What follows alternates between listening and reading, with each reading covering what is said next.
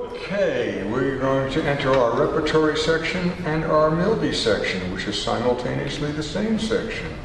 Robert Milby, who happens to be our Poet Laureate of Orange County. We were graced by 2 Poet Laureates tonight, and who knows what others amongst us. Robert, if you'd be so kind. Thank you, Randy. Thank you to Ken Howland, our featured poet. Let me mention a few birthdays and milestones for you to chew on. Going back to Monday, and it's ironic because for those of you who dig NPR, Garrison Keillor's birthday was not mentioned. So Garrison Keillor's birthday was this past Monday, the 7th of August, 1942. Hudson Valley poet Ariana Den Blaker celebrated a birthday, friend of mine and some of yours, on the 8th, which was Tuesday, the 8th of August. The great Sarah Teasdale, born down south in 1884. For those of you who remember the Kung Fu Rabbi, the poet Arthur Joseph Kushner of New Paltz, New York, his birthday, there you go, some people remember Arthur, 1942. Donald Davidson, 1893. Now, I think it was Tuesday that Glenn Campbell died. Is that right? He was 81. Was it Tuesday? Yeah. For those of you who remember Glenn Campbell. The 9th we have probably the most significant and earliest of all poet laureates, the great John Dryden, born in England in 1631.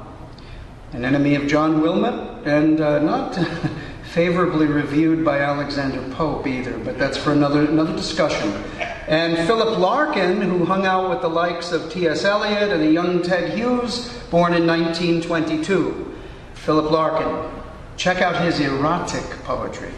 The 10th, we remember Witter Bynner's birthday, 1881, Alexander Glazunov in 1865, and the madman himself from Scotland, Ian Anderson. That's for you, Bill. 1947. Robin Williams' death at age 63 in 2014. Today, Louise Bogan, 1897. Natalia Crane, born in New York City, who was a poet when she was about 9 years old. Her first book came out. And Hugh McDermott, born in 1892. One thing about Natalia Crane, she was writing poetry as if she were an adult. And there was a scandal in that she was supposedly considered a fraud in some circles, but I don't think that she was. It's for another discussion, of course. All right. While I'm thinking of Philip Larkin, no, you're not getting a spicy one of his. A stone church damaged by a bomb. Planted deeper than roots, this chiseled, flung-up faith runs and leaps against the sky, a prayer killed into stone among the always dying trees. Windows thrown back to sun, and hands are folded in their work at peace. Though where they lie, the dead are shapeless in the shapeless earth. Because though taller than elms, it forever rejects the soil. Because its suspended bells best when the birds are dumb and men are buried and leaves burnt. Every indifferent autumn I have looked on that proud front and the calm locked into walls. I have worshipped that whispering shell. Yet the wound, oh, see the wound this petrified heart has taken, because created deathless, nothing but death remained to scatter magnificence. And now, what scaffolded mind can rebuild experience as coral is set budding under seas, though none, oh, none sees what pattern it is making? Philip Larkin.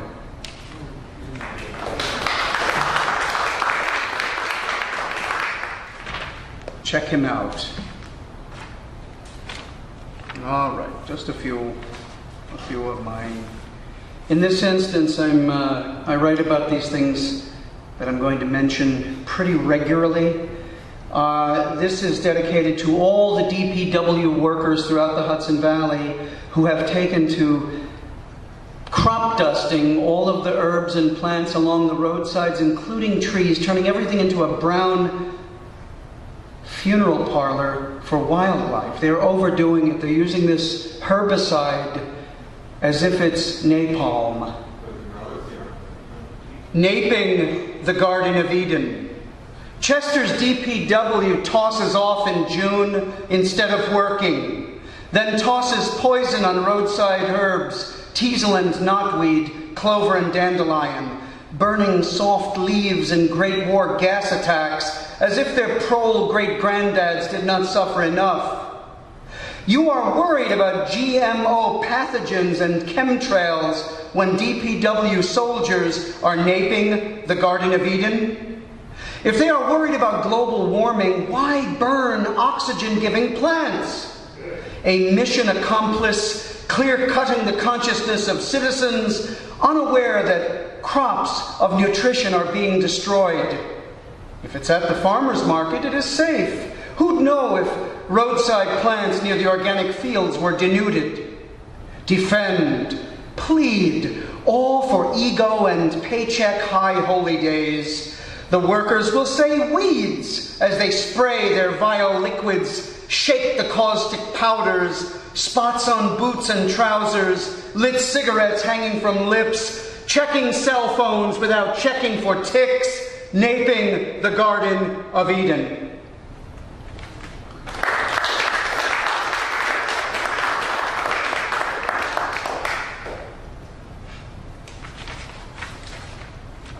This is dedicated to Kim Jong-un and Apollo himself. Feng Shui in the district. El Capitan, Feng Shui might work on the deck, certainly in steerage, but never in the tumultuous waters, the cold waters, the ice-blocked waters owned by the peerage. El Capitan, the ship of state has run aground, yet continues to run around, stateside and to distant countries, imposing the will of the people. If the people are those who own the industry, run the banks, as shopkeepers and peasants jump to lifeboats filled only with the 1%.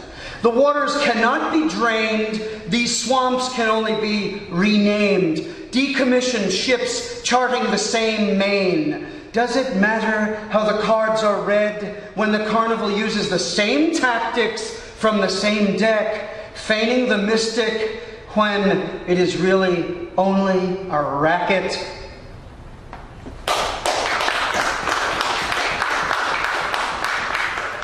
And that's for Apollo. I have a lifelong urge to farm. I have a lifelong urge to farm, awake before sunrise, coaxing plants to maturity, sunflowers turning to their master, tomatoes and peppers in conversation with cucumbers and green beans as hens warm eggs and goats wander morning verses, dew-softened grass, geese pass overhead, carrying reliable summer into mystic autumn. I dream of a hermitage where, like a monk, I tend cows and flowers, mow hay and sculpt bales in the first and second haying. My sweating handprint on each tree in the summer yard. I have a burning urge to farm. I do it every day with words, planting syllables and fertilizing with punctuation, word husbandry, pastures of stanzas, rows of green and succulent words, farmers' markets with tables of apples, bees, and books. Bravo.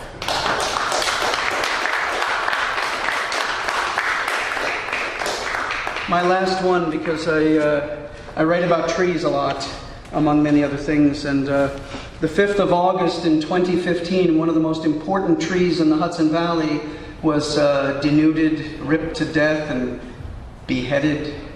The Balmville tree. The novelty of time was no bulwark for the grand cottonwood. Here he stood, a patriarch, a witness tree, over 300 years of Hudson River story, ending for him August 5th, 2015. Angry dog days, summer's incessant heat and haze, bureaucracy wins, City Hall wins, the Robinson Avenue skeletons remember. From boot-shod footstep to raucous coach ride, the madness of motor cars, born before the Great War in Europe's cities and farms, morning praise was never the same. Roaring 20s rumble seats and running boards, the valley shaken by train rides, Balmville Tree saw and felt it all. Incessant cars in recent years, poisoning the five senses, choking the trees. His great leaf sweaters fueled lovers' gasps beneath moon-blessed autumn nights. His regal arms held the stars aright. His bark-thick history book, a northeast chapter of the triumph of time.